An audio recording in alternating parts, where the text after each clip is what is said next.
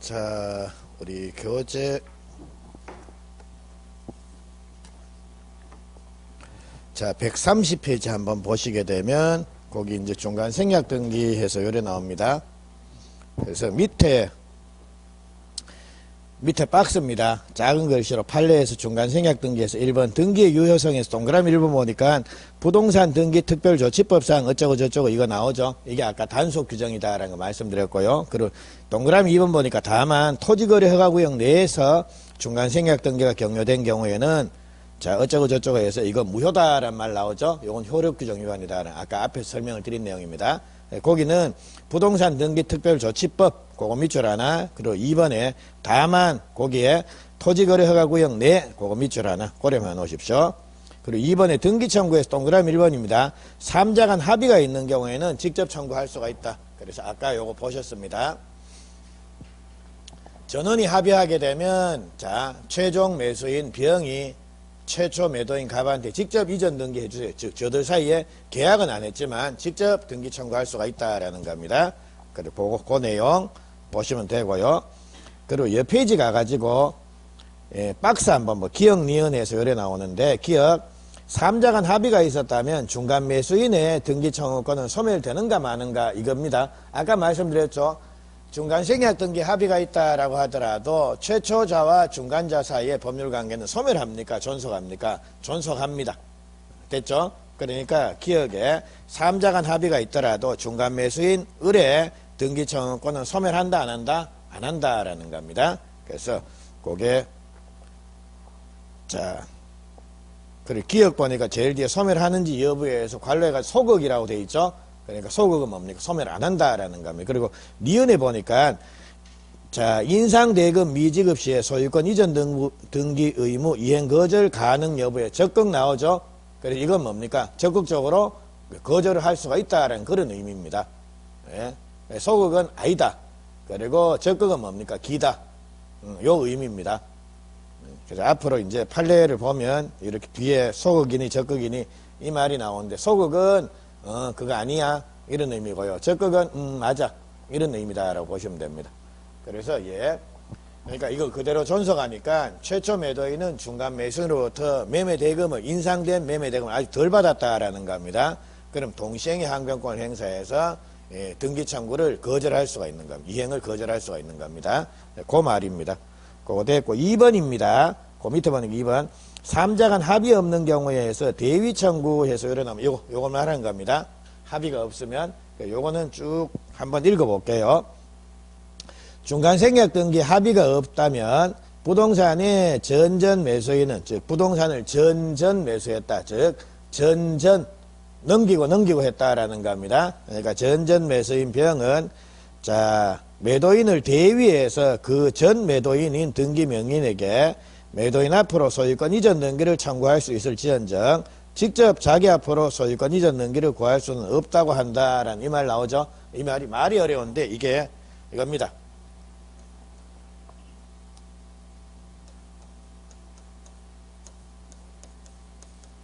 자 합의가 없으면 B형은 직접은 할 수가 없고 B형은 자, 네 을한테 빨리 등기 넘겨줘야 되지 않니? 해가지고, 요거를, 을이 행사할 수 있는 요 권리를 대신 행사해가지고, 야, 너, 자, 을하고 계약하고 돈 받았으니까 등기 넘겨줘야지 해서, 얘가 을 대신에 이건 할 수가 있는데, 이건 안 된다라는 의미입니다. 그래서, 요렇게 보시면 됩니다.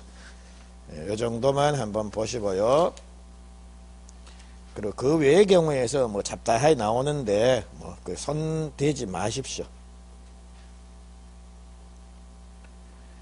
자, 그리고 제가 이 중간 생략 등기를 특히 이제 공을 들인 이유 자체는 대부분의 경우에 이제 물권법은 사례 문제가 나오면 2명 딸랑 나오는 사례 문제 있겠습니까? 대부분 없습니다. 그냥 등기하면 최소한 3명은 돼야 되는 겁니다. 갑을병 돼야지만 야 법률관계에서 이것저것 물어보기가 좋다라는 겁니다. 그래서 물권법에서는 기본적으로 등기와 관련돼서 갑이 을한테 팔았고 을이 병한테 팔았고 이래 되면 하나 낄 수 있는 게 결국 뭐다라는 겁니까? 이 중간 생략 등기 할 수 있는 점이 그거는 단골 손님으로 나올 수가 있다라는 겁니다. 그래서 이 중간 생략 등기는 단독으로 출제되기도 하고요. 아니면 물권부에 사례 문제 나올 때 거의 뭐 지문 하나는 슬슬 들어간다라고 보시면 됩니다. 예, 됐죠? 그리고 이 정도 정리를 좀 해 놓으십시오. 요거 됐고, 그리고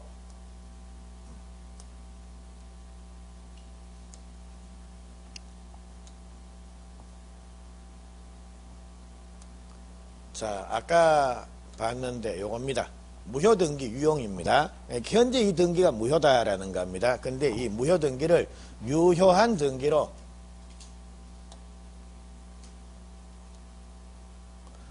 유효한 등기로 사용할 수가 있겠느냐라는 겁니다. 그래서 이게 무효등기 유용인데, 무효등기도 이해관계인이 없으면 사용할 수가 있다라는 겁니다.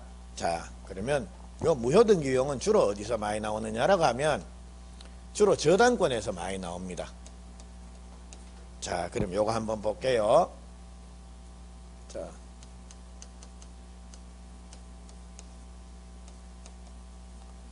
자, 을이 갑한테 돈을 1억을 빌려주고 갑의 집에다 저당권을 설정을 했다라는 겁니다. 그래서 등기부를 보면 대충 뭐 요런 모양입니다. 자, 을구의 순위번호 1번 저당권 설정, 저당권자 을, 그리고 뭐 채권액 1억 해서 요렇게 해놨다라는 겁니다. 자, 그리고 그 이후에 갑이 을한테 돈 1억을 갚았습니다.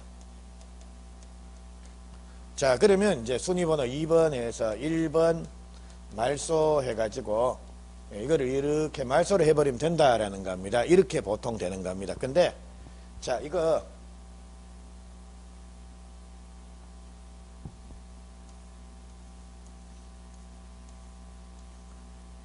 저당권 설정해서 을 1억 이렇게 해놨는데, 이 변제가 됐으면 이제 이 등기는 말소하면 되지 않습니까? 근데 말소하지 않고 가만 놔뒀다라는 겁니다.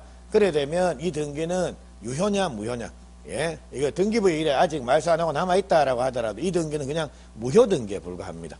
그러니까 효력이 아무것도 없는, 실제로는 변제를 했는데 아직 등기부에는 1억 빌린 것처럼 이래 남아있다라고 하면요, 이거는 무효등기에 불과하다라는 겁니다. 근데 그 이후에 갑이라는 애가 을한테 다시 돈을 빌리는 겁니다. 그러면 원칙대로 하면 2번에서 1번 말소, 그리고 다시 3번에서 1번 저당권 설정해가지고 이렇게 또 내야 될 거 아닙니까? 근데 그거 하면 말소 비용, 설정 비용, 돈이 2배, 3배 들지 않습니까? 그러니까 야들이 합의해가지고, 야, 이거 다시 내가 1억을 또 빌렸으니까 이거 말소하고 설정하고 하지 말고 금액도 똑같고 이거 쓰면 되겠네. 누이 좋고 매부 좋고 다 좋지 않냐 아니냐. 그러니까 이래 하면 안 되겠냐라는 겁니다. 그래서 두 명이 합의하면 이것도 뭡니까? 된다라는 겁니다. 그래서 좋네 해가지고, 야, 나도 말소 비용 안 들고 너도 설정 비용 안 들어, 또 다시 안 들어도 되고 괜찮네 해가지고 이게 이래 하자라는 겁니다. 자, 근데 자, 이게 무효등기 유용으로서 이게 원칙적으로 허용이 되는데 문제는 뭐냐라고 하면 한번 봅니다. 자, 지금 시간적으로 볼 때 예를 들자면 여기에서 갑이 을한테 2020년도에 1억 빌렸습니다. 그리고 설정 등기하고 2021년도에 자, 갑이 변제를 했습니다. 그럼 빌린 돈이 현재 없지 않습니까? 근데 아직 등기를 말소하지 않고 놔뒀다라고 하면 이거는 무효등기에 불과하다라는 겁니다. 근데 그 상태에서 2022년도에 자, 갑이 병한테 돈 1억을 빌렸다라는 겁니다. 그래서 이제 순위번호 2번에서 저당권 설정해서 병 1억 요래 빌린 상태입니다. 그리고 이제 2026년도 이제 갑이라는 애가 을하고 계약 체결하면서 자, 이거 1억만 더 빌려주라. 그리고 이거 말소하는 거 옛날에 썼던 거 이거 있네. 이거 우리가 지금 무효등기 유용하자. 이렇게 했다라는 겁니다. 그러면 원칙대로 하자라고 하면 자, 지금 이거 변제해가지고 저당권 없죠? 그리고 실질적으로 누가 1번 저당권자입니까? 야가 저당권이 있고 그 다음에 야 들어왔지 않습니까? 그러니까 이 부동산이 처분이 되면 이게 1억 5천에 처분이 됐다라고 하면 병이라는 애가 1억 받고 나머지는 을이 받고 이래 가야 될 거 아닙니까? 근데 얘들 두 명이 협의해가지고 야, 이거 우리 돈은 여기서 빌렸는데 이거 우리 안 말소하고 안 말소한 이거 우리 이거 쓰자 이래 돼갖고 합의했다라는 겁니다. 그러면 실제로는 돈은 여 빌려준 애가 나중에 부동산이 경매되면 을이라는 애가 뭡니까? 1억을 먼저 찾아가지 않습니까? 그래서 이처럼 무효등기 유용으로 인해서 이런 애입니다.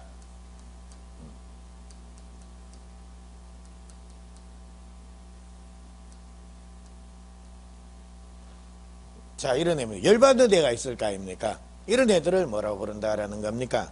등기상 이해관계이다라고 요리 부릅니다. 그러니까 무효등기 유용이 됨으로 인해서 불리해지는 사람들. 그래서 이런 자가 있으면 무효등기 유용이 됩니까? 안 됩니까? 안 된다라는 겁니다. 예? 자, 그리고 요번에는 요겁니다. 우리 등기부는 제일 먼저 표제부, 갑구, 을구 요래 나옵니다. 표제부에는 부동산의 물리적인 현황, 소재, 지번, 지목, 면적 이런 것들이 등기가 된다라는 겁니다.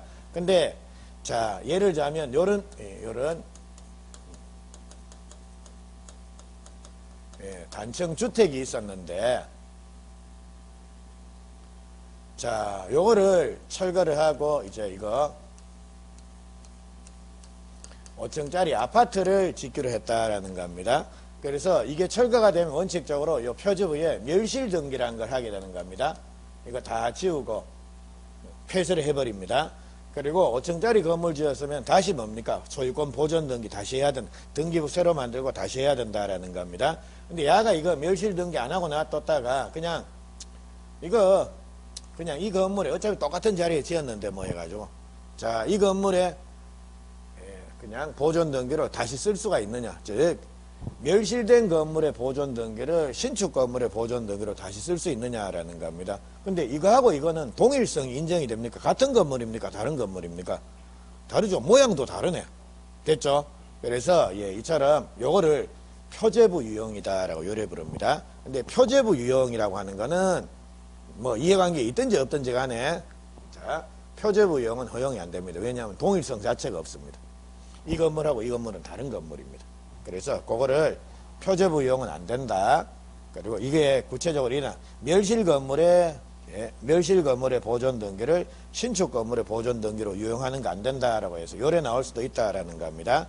됐고요. 그리고 이처럼 무효등기 유용에 합의가 됐다라고 하더라도 자, 그 등기는 언제부터 유효가 된다라는 겁니까? 그때부터 유효가 되는 것이지 소급해가지고 유효가 되는 건 아닙니다. 자, 그까지인데 우리 교재 갑니다. 132페이지 띄것입니다. 무효등기 유용해서 나오는데 자, A번 자, 합의가 있는 때부터 유효등기고 처음부터 유효가 되는 거 아니다. 즉 소급이 없다라는 거 됐죠? 그거. 그리고 B번입니다. 등기상 이해관계 있는 제3자가 있으면 주장 못한다. 됐고요. C번입니다. 표제부 유용 안 된다라는 말 나옵니까? 예. 그거 멸실 건물의 보존 등기를 멸실 후에 새로 신축한 건물 보존 등기로 이용하는 거는 동일성이 인정이 안 되니까 안 된다. 그러니까 즉 표제부 이용 안 된다라는 거예요. ABC가 요 제가 말씀드린 요 내용입니다. 예, 요거 정리를 하십시오. 자, 됐고 자 이제 뭐 볼 거 없습니다. 주르륵 넘어갑니다. 넘어가고 그리고 138페이지 보시게 되면 4번에 등기청구권 해서 나옵니다. 자, 그건 앞에다가 별표만 하나 해 놓으십시오. 최근에 이 등기청구권이라고 하는 게, 자, 시험이 자주 나옵니다. 138페이지. 그렇게 별표만 해 놓고요. 자, 요거는 제가 등기법 조금 말씀을 드리고 말씀을 좀 드리는 게 나을 것 같습니다. 그리고, 자, 140페이지 5번에 등기 효력에서 본등기 효력 해가지고, 그 141페이지 보니까 동그라미 5번에 추정적 효력이란 말 나옵니까? 자, 141페이지 동그라미 5번에 추정적 효력이란 말 나옵니까? 예, 그거를 등기 추정력이라고 요래 부르기도 합니다. 등기 추정력. 그래서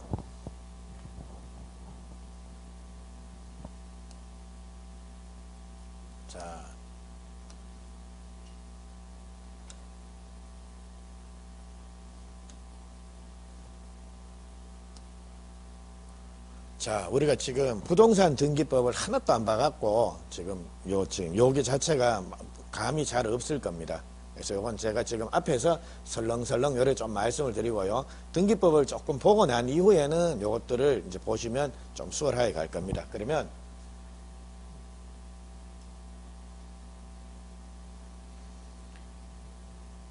자, 뭐 등기 추정력이란 요 말이 나오는데 요거는 자, 요거 일단 요거 한번 볼게요. 일단 자, 우리 등기는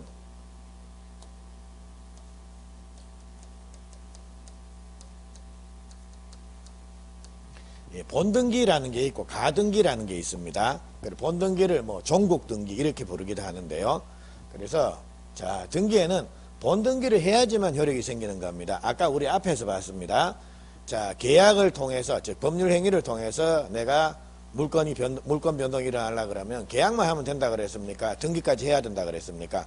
등기까지 해야 된다 그랬죠. 그래서 그거는 그 등기는 가등기만 하면 된다라는 겁니까? 본등기를 하는 겁니까? 본등기 효력입니다. 그래서 본등기 효력이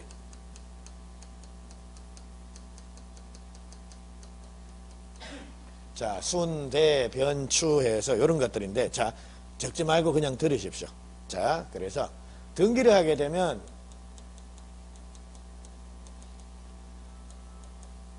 순위를 확정하는 효력이 생깁니다. 아까 왜 저당권 앞에 뒤에 있지 않습니까? 1번 저당권, 2번 저당권 만약 있다라고 하면 자, 나중에 경매에 나서 배당을 해줄 때 누구부터 준다라는 겁니까? 1번 주고 나머지 남는 거 있으면 뭡니까? 2번 주고 이런 식으로. 그래서 자, 등기가 맞춰지게 되면 이렇게 순위 확정을 한 이런 효력이 있다라는 겁니다. 그리고 등기가 맞춰지게 되면 대항력이라는 게 생깁니다. 그러니까 내가 자, 이런 권리를 가지고 있다라고 주장을 할 수가 있다라는 겁니다. 그리고 그 다음에 자, 등기를 하게 되면 물권 변동 효력. 자, 등기해야지 우리 186조입니다. 등기해야지 물권 변동 효력이 생긴다 그랬지 않습니까? 그래, 물권 변동 효력이 생기고 그 외에 뭡니까? 등기를 하게 되면 추정력이라는 게 생긴다라는 겁니다. 그러면 이 추정력이라고 하는 거 이거는 뭐냐라고 하면 자, 일단은 등기부에 나오는 내용은 유효겠습니까? 무효겠습니까? 유효다. 예? 그래서 일단 등기부에 나온 내용은 그 효력을 인정을 해준다 라는 거, 요게 바로 등기 추정력이라고 하는 겁니다. 근데 자, 추정력이라고 하는 것은 자, 제가 그냥 등기부에 나오는 내용은 무조건 유효다가 아니라 뭡니까? 일단은 유효라는 말입니다. 그러면 일단은 유효니까 반대 사실이 증명이 돼버리면 그때는 등기 추정력이라는 거는 유지됩니까? 깨져버리는 겁니까? 깨져버리는 겁니다. 됐죠? 그래서 등기 추정력이라고 하는 것은 반대 사실이 증명될 때까지 일단 등기부에 나오는 내용 자체에 대해서는 전부 뭡니까? 효력을 인정을 해주죠. 그리고 등기된 절차에 대해서도 뭡니까? 필요한 절차 다 거쳤을 거다라고 해서 효력을 인정해 주자. 그게 바로 추정력이라는 겁니다. 자, 그러면 자, 추정력은 자, 일단 등기가 되어 있으면 필요한 절차 다 거쳤겠습니까? 안 거쳤겠습니까? 거쳤을 거다. 그리고 등기부에 나오는 등기원인 이게 적법하게 존재할 거다. 예, 그리고 그 다음에 등기된 권리대로 이제 효력이 즉 그런 권리를 보유할 거다. 이런 말입니다. 자, 그러면 요쯤 해놓고 이 감이 잘 안 올 텐데 여기 한번 보시죠.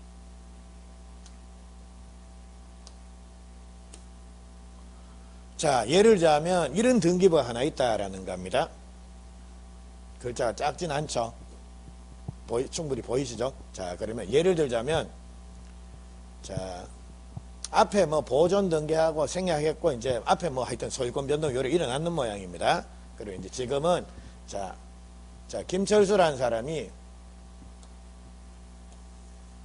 이거를 누구한테 팔았다라는 겁니까? 영희한테 이렇게 토지를 팔았다라는 겁니다. 그래서 예를 들자면 이런 토지가 있었는데 앞에는 잘 모르겠고 하여튼 지금 정전 소유자가 김철수였는데 현재는 이게 누구한테 넘어왔다라는 겁니까? 이영희한테 이렇게 넘어왔다라는 겁니다.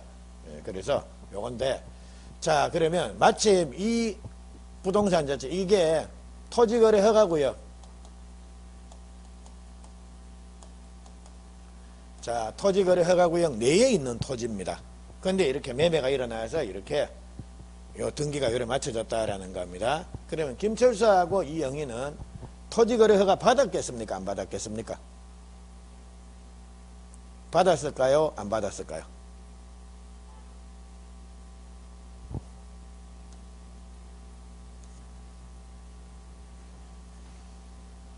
자, 등기가 되어 있으면 필요한 절차 뭡니까? 다 거쳐서 등기를 해줍니다. 그리고 실제 여러분이 만약 등기소 가가지고 등기를 신청하게 되면 등기관은 일단 서류 꼼꼼하게 체크합니다. 그래서 우리 매매했다 그러면 뭡니까? 매매 계약서 한번 봅시다. 됐죠? 그리고 돈 빌렸다라고 하면 뭡니까? 그리고 돈 빌린 계약서 한번 봅시다. 해가지고 그걸 다 제출해야 됩니다. 그거 다 보고, 예, 그게 다 필요한 절차가 다 거쳐지면 뭡니까? 등기를 해준다라는 겁니다. 그래서 이처럼, 잠깐만. 자, 김철수 명의로 만약 등기가 돼 있다라고 하면, 죄송합니다. 이영희 명의로 만약 등기가 돼 있다라고 하면, 이게 토지거래허가구역 내에 있는 토지 같으면 뭡니까? 토지거래허가 받았으니까 등기 안 했겠냐라는 겁니다. 그리고 야들 매매했겠습니까? 안 했겠습니까? 했겠죠. 했으니까 등기 원인에 매매해가지고, 예, 이거는 매매계약서가 첨부가 된 겁니다. 됐죠? 그리고, 자, 지금 이걸 보니까, 그래, 현재 소유자가 0이다라는 거. 그래서, 이렇게 등기부에 나오는 내용, 만약 이런 식으로 등기가 됐다라고 하면 필요한 절차를 적법하게 거쳤을 거다. 그리고, 등기부에 기재된 등기 원인, 이것도 정당하게 있을 거다. 즉, 실제 매매했을 거다. 그리고 현재 소유자가 누구다라는 겁니까? 0이다라는 거. 그러니까 등기부에 기재된 내용은 이건 뭐 싹 다 뭡니까? 효력을 다 인정을 해준다라는 겁니다. 됐죠? 예, 그래서 그게 등기 추정력이란 말입니다. 그리고 요번엔 이거 한번 볼까요?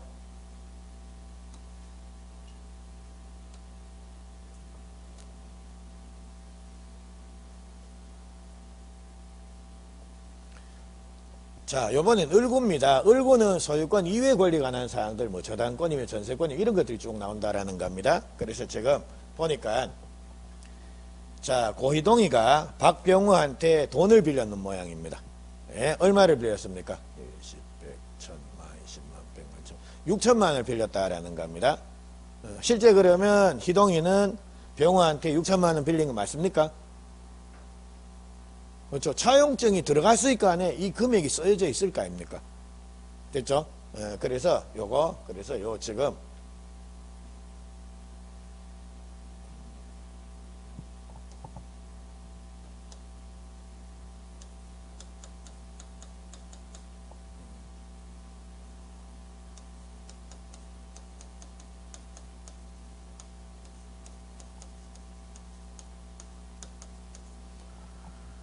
자, 고희동이가 박병우한테 6천만 원 빌리면서 내 집에 저당권 설정해 줄게 해서 이렇게 저당권 설정을 했다라는 겁니다.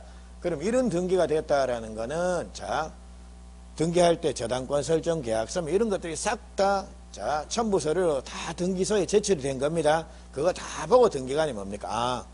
야들이 저당권 설정했구나. 그래서 이런 등기가 됐으면, 자, 저당권의 존재. 지금 야들이 저당권 설정 등기했구나라는 거. 이건 뭘 보면 알 수 있다라는 겁니까? 이런 말 막 나오네요. 저당권의 존재, 그리고 피담보 채권의 존재. 빌린 돈이 6천만 원이구나라는 거. 이것도 등기부에 다 나오지 않습니까? 그러니까 이런 것들에 대해서 다 추정력이 인정이 된다라는 겁니다. 되겠습니까? 예. 자, 그래서 이제 요 지금 등기 추정력은 여러분들이 등기법 좀 보고, 구체적으로 등기기록의 양식 요거 좀 보면 크게 외울 내용 없습니다. 그냥 당연히 등기부에 나오는 내용에 대해서는 일단 효력을 인정해주자. 근데 자, 추정력이라는 거는 반대 사실이 증명이 돼버리면 이제는 뭡니까? 깨집니다. 그래서 예를 들자면 요래 해놨는데 실제로, 자, 지금 박병우가 고희동이한테 600만 원밖에 안 빌려줬는데, 자, 지금 박병우가 서류를 위조해가지고, 자, 등기 신청한 게 증명이 돼버렸다라는 겁니다. 그래 되면 이 추정력, 6천만 원이다 추정력은 뭡니까? 이제 깨집니다. 근데 그거 되기 전까지는 일단은 뭡니까? 등기가 돼 있으면 등기된 내용에 대해서는 싹 다 효력 인정해 줍니다. 그걸 추정력이라고 요래 부릅니다. 자, 요 정도. 그래서 요 정도 감만 잡고요. 우리 교재에 나오는 내용은 여러분들이 보지 마십시오. 그냥 추정력이라고 하는 게, 자, 대충 어떤 의미다라는 것 정도만 기억을 하시면 되고요. 요 추정력은 제가 별도로 요건 정리를 조금 해드릴게요. 예? 그리고 아니면 기출 문제를 통해서 그렇게 지금 문제를 한 문제 내드릴 테니까 그래만 보시고, 우리 교재는 추정력이 이상하게 정리가 잘 안 돼 있습니다. 시험과 동떨어진 그런 식으로 정리가 되어 있습니다. 그거 됐고요. 그리고 143페이지 보시면 물건이 소멸해서 나오죠. 제3절 해가지고 그 앞에다 과감하게 X 해 놓으십시오. 거의 10몇 년 동안 이 부분이 시험에 안 나오고 있습니다. 자, 여기까지 말씀을 드렸고요. 우리 점유권 조금만 더 하시죠.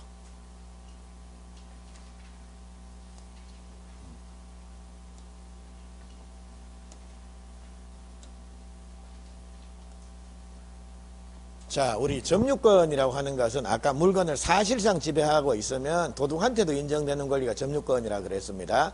근데 점유권 자체에서는 문제가 나오면 한 문제입니다. 이렇게 지금 뒤에서 말씀을 드리겠는데, 점유권은 만약 나오면 어차피 점유자 회복자의 관계에서 201, 202, 203조 요겁니다. 이게 주로 나오는데요. 근데 자, 한번 봅니다. 예를 들자면 소유자가, 즉 집주인이 그 집을 점유하는 경우가 대부분 아니겠습니까? 자가 같으면 됐죠? 그러니까 소유자 겸 점유자, 그리고 전세권자도 물건을 사용 수익하려고 그러면 사실상 지배를 해야 될 거 아닙니까? 그러니까 전세권자 겸 점유자, 이런 식으로 점유권은 다른 거하고 섞여가는 경우가, 엮여갖고 가는 경우가 많습니다. 그래서 점유권은 기본적인 조문들은 좀 기억을 해야 됩니다. 그래서 이게 막 뒤에 나오고, 소유권 하면서 갑자기 점유에 관련된 규정이 툭툭 튀 나옵니다. 그래서 이거 왜 이거 나오지? 왜냐하면 소유자가 물건을 점유하는 경우도 많지 않습니까? 그것 때문입니다. 그래서 점유권과 관련돼서는 자, 법 조문들을 좀 기억을 해 놓으실 필요가 있습니다. 그래서 조문 위주로 해서 제가 몇 개만 좀 설명을 드리겠는데, 그 중에 제일 중요한 게 197조인데요. 자, 우리 교재는 어디 보시냐라고 하면, 자, 146페이지 한번 봅니다. 192조 1항입니다. 물건을 사실상 지배한 자는, 자, 정당하게 지배할 수 있는지 여부 불문하고 뭡니까? 점유권 있다라고 여러 돼 있죠. 그래서 요 조문 때문에 점유권이란 권리는 물건을 정당하게 지배할 수 있는지 여부는 안 따지는구나. 146페이지입니다. 그 192조 1항의 조문 한번 보십시오. 그리고 자, 2항에 보니까 점유자가 물건에 대한 사실상 지배를 상실하게 되면 점유권 소멸한다. 즉 원래 주인이라 하더라도 물건 도둑 맞았습니다. 그러면 자, 그 물건에 대한 사실상 지배를 상실하게 되면 원래 주인도 점유권이 소멸되는 경우도 있다라는 겁니다. 그리고 뭐 다만 이유는 그냥 안 보셔도 됩니다. 자, 그리고 조문 보시면 되고요. 그리고 148페이지 보시게 되면, 자, 그 점유에 관념화해서 점유 보조자라는 사람 나옵니까? 그리고 옆 페이지 보니까 194조에 간접 점유란 말 나옵니까? 예, 그건데, 자, 우리가 필요한 거는 간접 점유입니다. 근데 요거는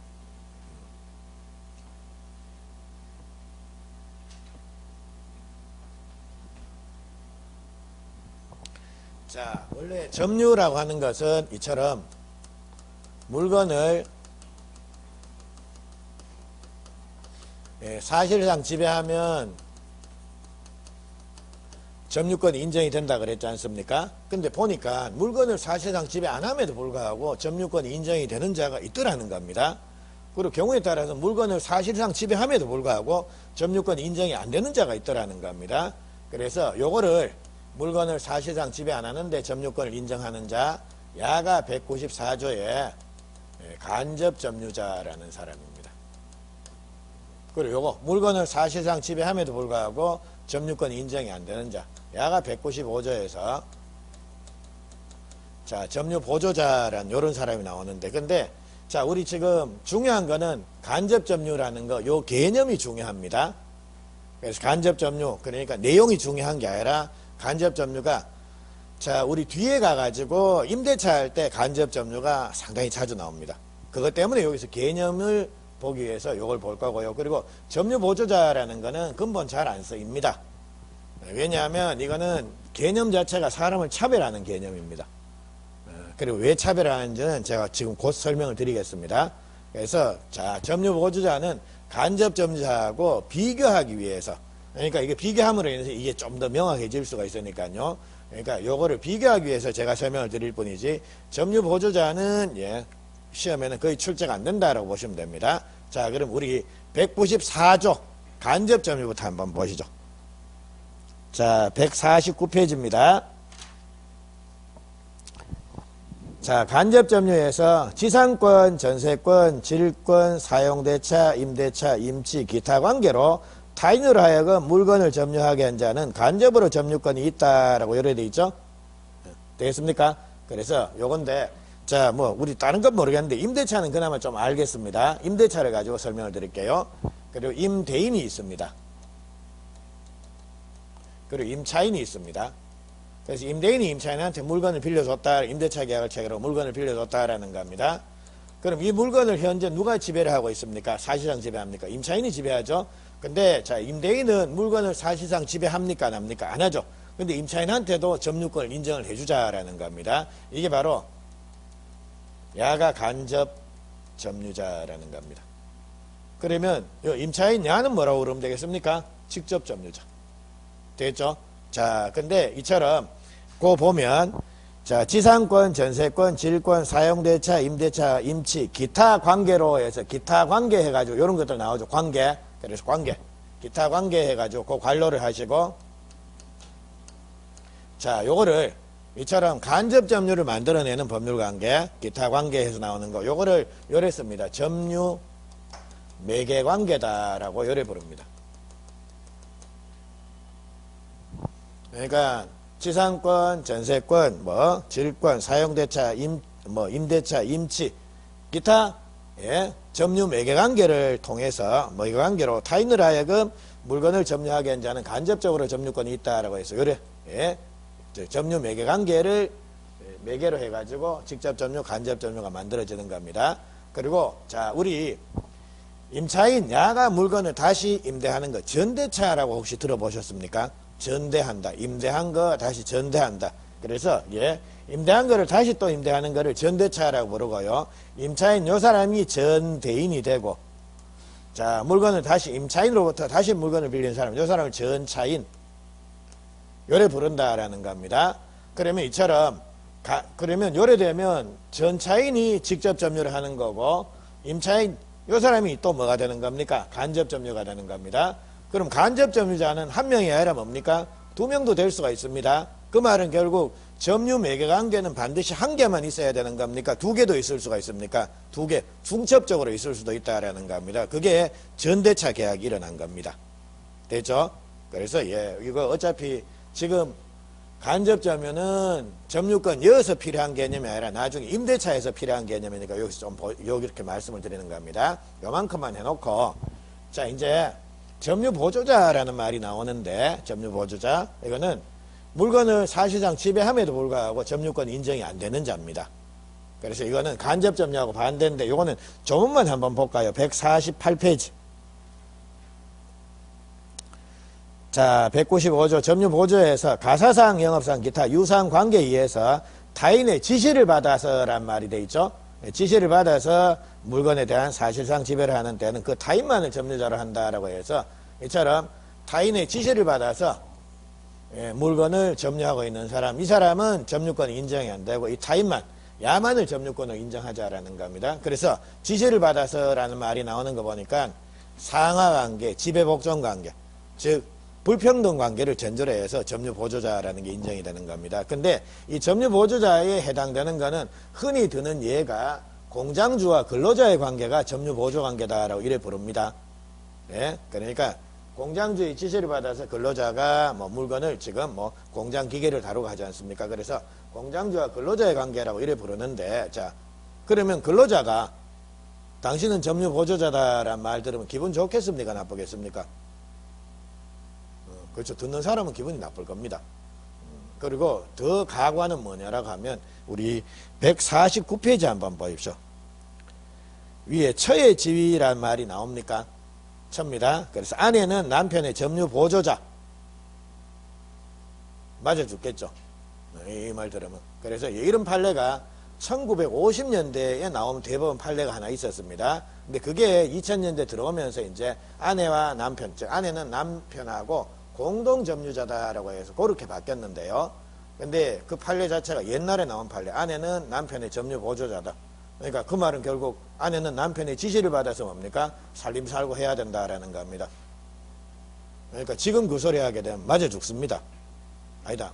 맞아 죽기야 하겠나. 그런데 굶어 죽습니다. 밥 못 얻어 먹어갖고. 예? 그래서 이 지금 점유보조자라는 개념은 잘 쓰이는 개념이 아닙니다. 예, 사람을 이렇게 차별하는 개념이기 때문에. 그래서 우리는 그냥 간접 점유하고 딱 반대가 점유보조자다라는 것 정도만 보시면 되고요. 앞으로는 점유보조자 이거 볼 일 없을 겁니다. 그리고 점유보조자는 자 쉽게 말하면 이렇습니다. 사람 취급 안 합니다. 이거 점유보조자는 그림자처럼 취급합니다. 아까 왜 물권적 청구권자 상대방 봤죠? 근데 그 점유보조자는 물권적 청구권도 행사할 수가 없고 물권적 청구권의 상대방도 될 수가 없습니다. 그러니까 사람 아니라 그냥 그림자처럼 취급합니다. 근데 듣는 아내한테 가가지고 당신은 민법 시간에 강사 얘기하는 거니까 당신은 그림자더라. 이렇게 얘기를 만약 오늘 집에 가셔서 하셨다라는 겁니다. 그러면 다음번 수업 시간에는 저를 못 볼 겁니다. 둘 중에 한 명은 이 세상 사람이 아닐 수가 있겠죠. 자, 그러니까 여러분이 될 가능성이 큰데, 하여튼 그래서 점유보조자는 요점 하고 할게요. 요거 됐고, 자 151페이지 보시게 되면 이제 점유의 종류에서 그 간접 점유, 자주 점유, 타주 점유라는 요 말이 나오는데, 자 우리 요거는 점유관에서 제일 중요하니까 요거는 조금만 마무리를 하고, 자 제가 죄송한데 한 10분만 좀 더 쓰겠습니다. 늦어도 40분 전까지 마치도록 하겠습니다. 죄송합니다. 자 197조 요 조문이 나옵니다. 197조 1항 조문인데 요 조문은 아주 중요합니다. 그래서 요거는 조문 자체가 그대로 출제되기도 하고요. 그리고 여기에 있는 구체적인 내용을 묻기도 하는데, 점유의 태양, 모양입니다. 모양, 점유의 모습입니다. 그래서 점유자는 소유의 의사로 평온, 공연, 선의, 평온, 공연하게 점유한 것으로 추정한다라는 요 말이 나오고 있습니다. 그래서 자 다른 건 모르겠는데 선의는 뭔지 알겠죠? 모르는 거. 선의의 반대말은 뭐겠습니까? 악의. 그리고 평온은 평화롭게 점유하는 겁니다. 그리고 평화로운 게 반대말이, 평온의 반대말이 폭력 점유라고 요래 부릅니다. 그리고 공연.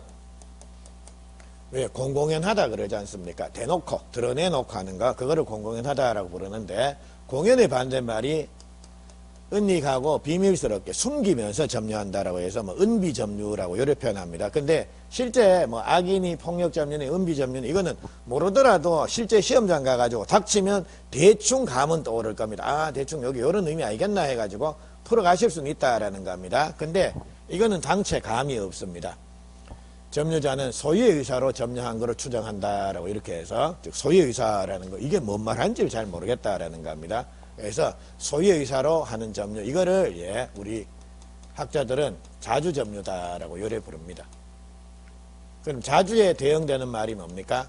타주 점유입니다. 자주, 자 지가 스스로 자자 주인으로서 점유하는 거. 그리고 타주, 다른 진장이 있고 내가 점유하는 거. 자주 타주입니다. 그러면 예를 들자면 자주 점유에 해당되는 대표 선수가 소유자인 제가, 아파트 소유자인 제가 아파트를 점유한다라는 겁니다. 이거는 자주입니까? 타주입니까? 자, 내가 아파트를 점유하는데 내가 아파트를 점유한다, 소유자가 점유한다라는 겁니다. 그러면 이건 당연히 내가 주인으로서 점유하는 거 아닙니까? 자주다라는 겁니다. 근데 아파트에 제가 전세권자다라는 겁니다. 전세권자로서 제가 아파트를 점유를 한다라는 겁니다. 그럼 저는 자주가 되는 겁니까? 타주가 되는 겁니까? 제가 주인입니까? 주인 따로 있습니까? 따로 있죠. 전세권 설정은 따로 있을 거 아닙니까? 이런 것들을 타주 점유라고 요래 부른다라는 겁니다. 자주, 타주. 그래서 자 우리가 자주냐 타주냐라는 거, 요거를 구별하는 거는 자 이제 권원의 성질에 따라서, 즉 권리 성질에 따라서 나누는 겁니다. 그래서 전세권자, 지상권자, 임차인의 점유는 권리의 성질상, 즉 권원의 성질상 이건 자주가 됩니까? 타주가 돼야 되겠습니까? 타주가 돼야지. 주인이 따로 있지 않습니까? 그러면 권원의 성질상, 즉 권리의 성질상 자주에 해당되는 게 뭐가 있느냐라는 겁니다. 그게 대표적인 게 매수인, 매매를 통해서 물건을 산 매수인의 점유, 그리고 도둑놈의 점유, 이게 대표적인 자주입니다. 그리고 얘들 2명 빼놓고는 전부 뭡니까? 타주입니다. 제한물권자, 즉 지상권자, 전세권자, 임차인, 명의수탁자 이런 애들입니다. 그래서 이런 것들인데 이것들은 그냥 요것만, 자 매수인, 도둑놈, 야만 자주다. 그리고 야 빼놓고는 전부 뭡니까? 타주다. 주인 따로 있다라는 겁니다. 예, 고래 보시면 됩니다. 근데 자 권한의 성질, 즉 권리 성질에 따라서 야는 자주, 타주 이렇게 구별하면 되는데 권한의 성질이, 즉 권리의 성질이 불명한 경우도 있다라는, 이게 야가 산 건지 빌린 건지 잘 모르겠다라는 겁니다. 예, 권한의 성질이 불명하다. 이런 경우에는 뭐로 추정하자라는 겁니까? 자주점유로 추정하자라는 겁니다. 자, 그래서 권한의 성질이 불명한 경우에는 자주점유로 추정. 이게 197조 1항입니다. 점유자는 소유의사로, 즉 자주점유로 추정한다라는 겁니다. 선의점유로 추정하고 공연점유로 추정하고 평온점유로 추정하고 됐죠? 그래서 이제 성질이 불분명하면 요거는 자주점유로 추정이 된다라는 거. 자, 그러면 자, 당신 참 이상한 말 한다. 자, 이게 산 건지 내 건지 구별이 안 되는 그런 경우도 있느냐라는 겁니다. 즉 권한의 성질이 불분명한 경우가 있느냐. 그게 언제냐라고 하면 자, 요거 한번 봅니다. 원래 이 땅 주인이 갑입니다. 근데 갑이 을한테 이거를 빌려준 겁니다. 그럼 을이라는 애는 야는 빌린 애입니다. 빌렸으면 야가 이 땅을 점유하고 있는 것은 권한의 성질상 이 자주가 됩니까? 타주가 됩니까? 타주가 돼야 되겠죠? 주인 따로 있지 않습니까? 근데 자, 이 사람이 즉 내부 사정은 어떠냐라고 하면 갑이 을이 참 먹고 살기가 정말 힘들었다라는 거 하면 그래서 자, 이 땅에 그냥 농사 짓고 사세해서 땅을 빌려준 겁니다. 근데 이 사람 입장에서는 야는 생명의 은인이다라는 겁니다. 근데 계속 이제 농사 짓고 산 겁니다. 근데 이제 A한테는 A, B, C 이런 자녀들이 있었고요. 을한테는 1, 2, 3 이런 또 자녀들이 있었다라는 겁니다. 자, 근데 야들은 이제 전부 다 외지에 나가서 직장생활 다 했다라는 겁니다. 그래서 이제 이 사람도 나이가 많아 죽고 이 사람도 나이가 많아 죽었다라는 겁니다. 근데 자, 을은 자, 평소에 자녀들한테 자, 이거 내가 갑한테 빌린 땅이니까 내 주거니 꼭 돌려줘라. 이런 얘기를 귀에 못이 박히도록 했겠습니까? 구태할 필요 없지 않습니까? 그래서 뭐 그냥 얘들은 태어날 때부터 아빠가 그 땅에서 농사 짓고 살았다라는 겁니다. 그러니까 얘들은 뭡니까? 을의 끝 아빠 땅이다라고 생각하고 있는 겁니다. 근데 죽고, 야, 죽으면서 이 땅 돌려줘라. 그 유언도 안 하고 죽었습니다. 야도 죽어붙고. 소위 말해 진실을 아는 애들은 다 같다라는 겁니다. 야들은 이거 누구 땅이라고 생각했습니까? 아빠 땅이구나. 야들은 또 누구 땅이라고 생각했습니까? 아빠 땅이라고 생각했죠. 그래 내 땅 우리 땅 돌려주라. 야는 뭡니까? 뭔 소리 하노? 우리 아빠 땅인데 해가지고 붙었다라는 겁니다. 서로 막 분쟁이 생긴 겁니다. 근데 법정에 가서도 얘들이 이게 우리 땅이다라는 거를 증거자료를 제대로 제출을 못하는 겁니다. 야도 그렇고 야 등기부 내면 되지 않느냐. 근데 예를 들자면 우리 왜 6.25 때 등기부가 폭격만 웬만하면 다 복구가 되는데 마침 이게 복구가 안 된 겁니다. 아니면 옛날에 왜 일제시대 때 일본놈 명의로 되어 있는 거 그거를 자 뭐 폭격 맞았는데 등기부를 떡 보니까 일본놈 명의만 떡 나오고 그 이후로는 뭐 어떻게 된지 모르겠다라는 겁니다. 그러니까 야도 서로 이게 확실히 내 땅입니다라는 걸 증명을 못한 겁니다. 그 판사가 아이고 나도 모르겠다 너렇게 싸라 이럴 수는 없지 않습니까? 그러니까 판사는 뭐 한다라는 겁니다. 일단 그러면 자주점유로 추정해 줄게. 봅니다. 자, 그래서 우리 추정이라고 하는 것은 이겁니다. 자, 예를 들자면 제가 신으로 추정이 된다. 뭐 귀신 말고요. 신으로 만약 추정이 된다라는 겁니다. 그럼 제가 스스로 내가 신이다라는 걸 증명할 필요가 있습니까? 없습니까? 없죠. 그러니까 여러분이 뭐 하는 겁니까? 자가 신이 아니라 사기꾼이에요 라고 증명하기 전까지는 여전히 저는 뭡니까? 신으로 추정이 되는 겁니다. 내 스스로 막 돌아다니면서 자 보여줄게 공중부양 보여줄게 해서 붕붕 날 필요 없다라는 겁니다. 됐죠? 추정력이 바로 그겁니다. 그러니까 추정을 받는 자는 자기 스스로 내가 이렇습니다 라는 걸 증명할 필요가 없는 겁니다. 그러니까 상대방이 반대 사실을 증명하기 전까지는 나는 그 추정의 힘을 그대로 가지고 있다라는 겁니다. 그래서 아까 봤죠. 등기추정력에서 등기부에 내 이름 올라와 있다라는 겁니다. 그러면 내가 이 땅 소유자예요 라고 구태여 증명할 필요 있습니까? 없습니까? 없죠. 등기부에 내 명의로 되어 있으니까. 그러니까 상대방이 야가 주인 아닙니다 라는 걸 증명하기 전까지는 난 그 땅의 소유자로 인정이 된다라는 추정이 되는 겁니다. 그러면 자주점유도 내가 스스로 자주입니다라는 걸 증명할 필요가 있다 없다? 없다라는 겁니다. 그러니까 예를 들자면 1번 야가 이제 여기서 농사 짓고 계속 점유를 하고 만약 있다라는 겁니다. 이래 되면 권한의 성질이 불분명하다. 이거 아빠 땅이다. 아니다. 우리 땅이다. 막 싸우고 있다라는 겁니다.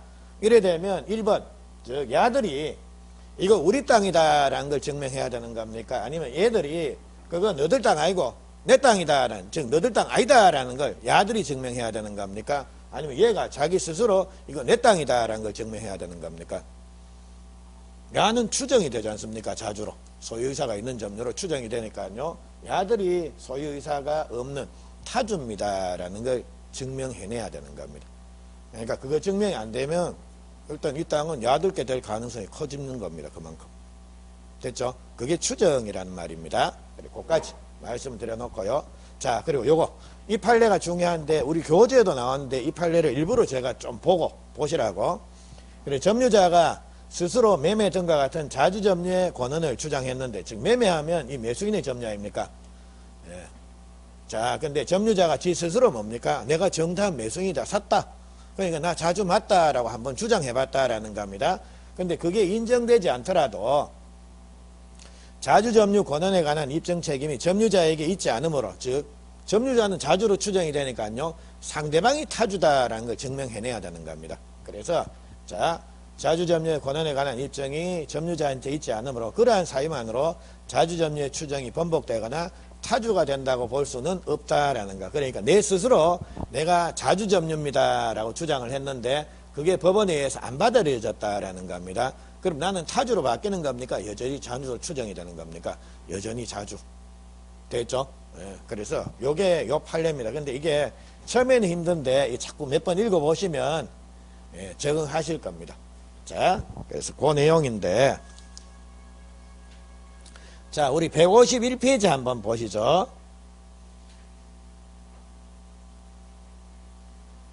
자, 151페이지 보시면, 자, 밑에서 네 번째 줄 니은입니다. 따라서 이후에 점유권한이 매매 교환 증여 많이 나오는데 그냥 매매입니다. 매수인.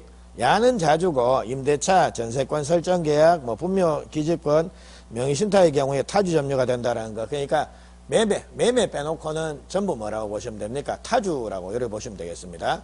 그리고 신성한 시험에 그 도둑놈 해가지고 이게 나오겠습니까? 그러니까 자주 점유에 해당되는 사람 뭡니까? 매수인. 그냥 고래 가십시오. 예. 자, 그거 하나 확인하면 됐고요. 그리고 넘어가서 자, 자주점유에 추정해가지고 권한의 성질상 자주인지 타주인지 분명 안 하면 자주로 추정이 된다라는 거, 그거 금방 말씀을 드린 내용입니다. 자, 그리고 자, 양발로 2번에 자주 타주의 전환에서 니은입니다. 소유자가 제기한 소에서 점유자의 패소 판결이 확정된 경우란 말 나옵니까? 니은 앞에다가 별표 하나 해 놓으십시오.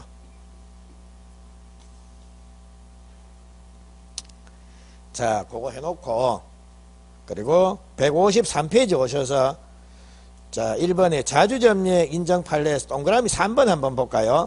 점유자가 스스로 매매 또는 증여와 같은 자주점유의 권한을 주장해서 어쩌고 저쩌고 나오죠. 이게 요겁니다. 요거 판례입니다. 요거. 동그라미 3번에 153페이지. 자, 그 밑에서 동그라미 3번.